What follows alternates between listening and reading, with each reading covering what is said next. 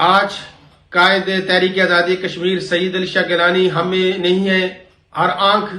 اشک بار ہے، ہر دل رنجیدہ ہے۔ جب زندہ تھے تو ان کو عوام سے دور رکھنے کے لیے ان کو پابند سلاسل رکھا گیا، گزشتہ 12 سال ان کو ہاؤس اریسٹ رکھا گیا۔ اب جب وفات پا گئے تو ان کی جبری تدفین کی گئی ہے تاکہ لاکھوں افراد ان کے جنازے میں شریک نہ ہو سکیں، اور جو نوجوان ان کی رہائش کی گاہ کی طرف جا رہے تھے ان کو اریسٹ کر دیا گیا ہے۔ اب کشمیر میں کرفیو نافذ کر دیا گیا ہے، کمیونیکیشن بلیک آؤٹ ہے۔ ان حالات کے اندر ہم کشمیری قوم سے، پاکستانی قوم سے اور انسانیت سے محبت رکھنے والے لوگوں سے اپیل کرتے ہیں کہ دنیا بھر کے اندر احتجاجی مظاہرے کریں اور بھارت کے ظلمانہ چہرے کو بے نقاب کریں۔ اس سلسلے میں برمنگھم میں انڈین قونصلیٹ کے باہر جمعے کی نماز کے بعد 3 بجے ایک بڑا احتجاجی مظاہرہ منعقد کیا جائے گا، اور